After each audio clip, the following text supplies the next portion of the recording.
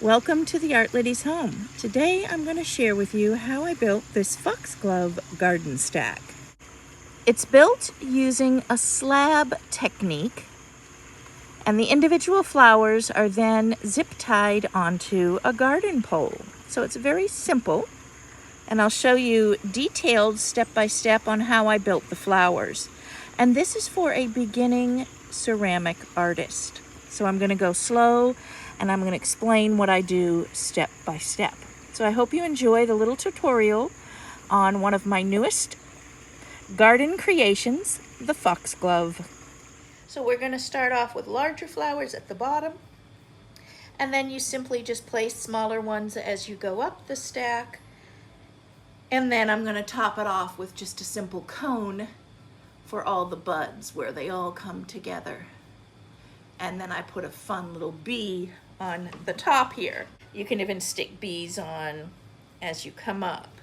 I do have some patterns that I'm going to include in my title description. Just click on the title and it will take you to a link for patterns of fun things to add to your flower stalk. Here's some of the leaves. So I think I'm going to put my leaves down toward the bottom here. And of course I did them with some beautiful graceful curves, and I have them flipped over so that they can easily attach to a garden stake. We go ahead, we trace the pattern, and I have different size patterns for foxgloves, and I also have other patterns. If you click on the title of the video, it will take you to my Pay Teachers store, and you can find a lot of fun clay things to make for your garden. For this foxglove, I do have 3 different sizes, and I'm going to show you how to make the larger one. When you make a foxglove stack, you need several different sizes, and it's basically the same pattern as this, and then they're smaller, smaller, smaller consecutively. What we do is, once we have the pattern traced, then I go ahead and I rub out the edges here. Now I'm not going to do my side edges because these are the sides that are going to join, and this is the bottom. But the scalloped top edge, I just rub in with some water and I smooth out the cuts. You don't want it to have any sharp edges like this, or once it's fired it'll be sharp.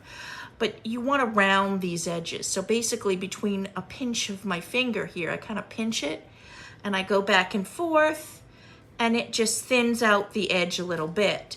If you notice, I'm not distorting the clay. I'm not smashing the clay and changing the main thickness of this clay. Just on the ends, I'm tapering it off here and then rubbing my finger over it so it's smooth, so you can see the difference. And I do that for all of the edges. Now what I'm going to do is I'm going to trim out this at a diagonal. So my edge here is going to be slightly trimmed on a diagonal. Now when I fold this together, I'm going to give it a little bit of water here as I bend, because I'm just forming a cone. So because this is cut inward, on this side, I'm going to cut this out. So the diagonal is going on the opposite side. So my diagonal is slanted this way. And I'm slowly pressing to form a cone. Once the cone is formed, what I'm going to do now is I'm going to score this. And then I'm going to use some really thick slip.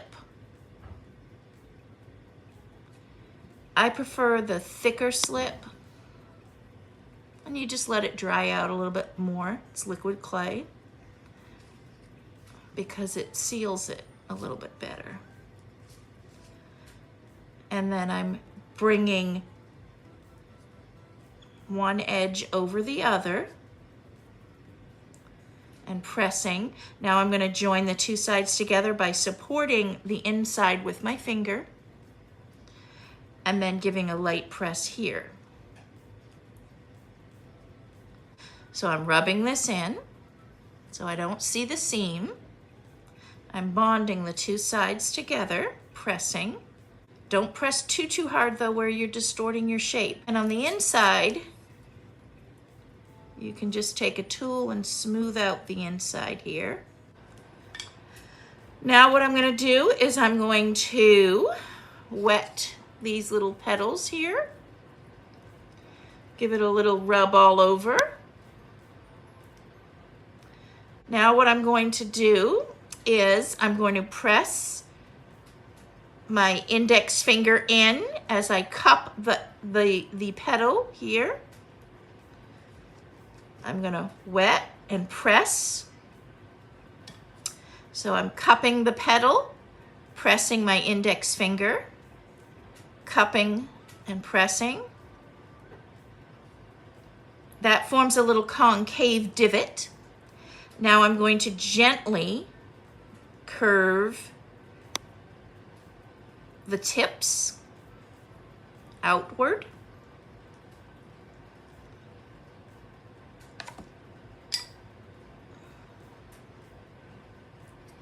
And here we have our beautiful little trumpet shape. Now I'm going to put my finger in and kind of twist, but also I want this to be a nice rounded cone. So I'm pushing, I'm going to kind of squeeze it here.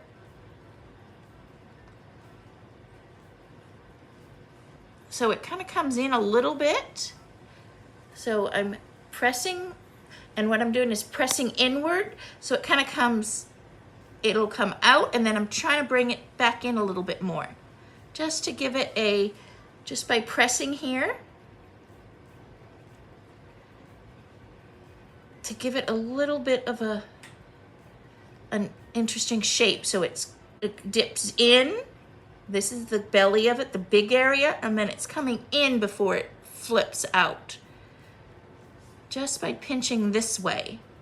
So if you notice the tube, by pressing here and here, now I've narrowed the opening of that little tube. So I'm bringing the cone in a little bit, so I have this really beautiful, graceful shape. And then I'm adjusting any of my petals, and I want it to flip. I want a little bit of a curve here. So I'm bringing this petal in a little bit more, pressing in a little bit more, just to give a beautiful curve. Pressing in, there. And when you have your little trumpety shape that you like, now I'm going to seal the bottom.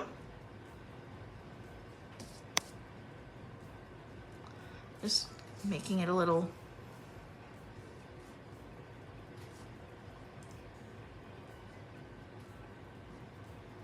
and then this is going to go on a stack, so there are going to be many of them in a row. And so now what I want to do is I want to, because this will attach to a pole like so, but if you see here, if it's attached to a garden pole, the pretty part of the inside you can't see. So we want to bend this up. And in order to do that, it's easier just to curve this. So on the end now, what I'm going to do is I'm bringing this up. So I want to still keep it rounded and slowly, see how I've tipped that up? Turned it upward. So that when it's on the garden pole, this is facing, this will tip upward to see in. So we're gonna just curve this a bit, just by pressing, trying not to distort. So I'm working the whole thing, all sides at the same time. Don't distort, and do this slow because you don't want to distort that beautiful shape. And there we have it curving upward. So when it attaches on, if it's flat on the pole, it's going to do this now, so we can see inside. So let's look here. When it attaches to the pole, it's going to attach like this. If this is the pole, that way we can see in, and there'll be layers up here. we want to make some slits in this so that it can attach with zip ties. So what I do at the end, so I'm pressing in and I'm going to slice. Do the same on the other side. You can see where it started. And then I'm going to slowly make it a little bit bigger. It's a zip tie, so if you use other things, you can adjust your holes to whatever you use, but I like zip ties. They're plastic and they're pretty strong. Now, if you want to put the inside in, what I do is I cut a piece of clay, like so. These are the stamens and the pistils. Wet it. Just a random rectangle. This has an odd ending, which is fine. I'm just smoothing out this a bit. And then I slice down the middle. And then notice I didn't slice here. And then I taper this. And I do the same here. You don't have to taper it all the way down because it's going to go inside. You can even roll it round into a coil here if you want, like so, between your hand. And then what I do is I put some of this thick, you can see how thick that slip is. And then I'm gonna put it inside. So if it's going this way, I'm reaching in and just gently pressing. And I arrange this the way I want it. And then, if you have any little crumbs or anything that needs smoothing, like there's some slip in here, I just take a paintbrush. It's an acrylic brush for acrylic paint, so it's thicker. You don't want a super soft one. It's a pretty stiff bristle brush. And I can clean up this. And then position these the way I want.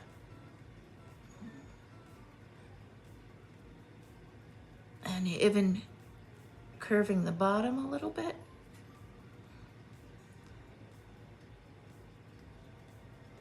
I'm gonna do it in 2 different positions, like so.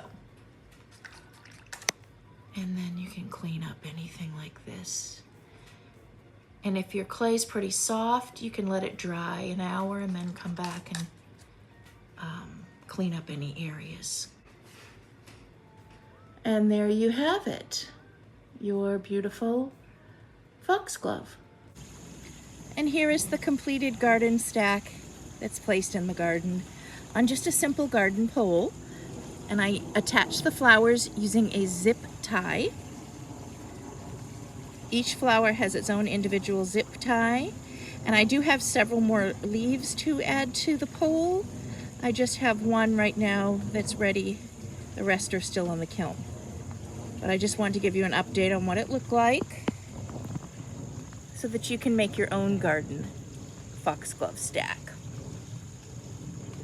And I'll show you how I attach them to the back. Just using very small zip ties, and I believe these were the 3-inch size.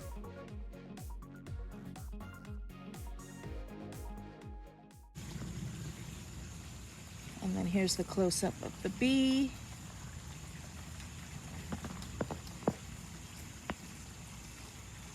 Right here. And then I'll give you a close-up of the flowers. I did not use clear glaze on the outside, I just used it on the inside. The outsides were just under glaze.